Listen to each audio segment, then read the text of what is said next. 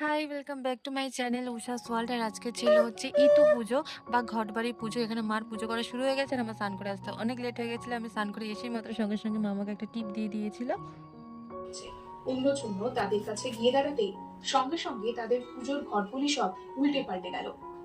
সে মেয়েগুলি তখন খুব রেগে গেল, বলল কোথা থেকে অলক্ষী এসেছে, আমাদের ঋতু পূজার ঘরগুলি সব উল্টে পাল্টে গেল। অন্যজন্য তখন খুবই কাঁদতে লাগলো, সেই মেয়েদের কাছে তাদের দুঃখের কথা বলতে লাগলো। সেই ঘটনা শুনে তাদের ওপর মেয়েদের খুব দয়া হলো। তারা অন্যজনকে বলল, তোমাদের কোনো ভয় নেই, তোমরা কেঁদো না, তোমরা আমাদের মতো ঋতু পুজো করো, তাহলে তোমাদের আর কোনো দুঃখ থাকবে না।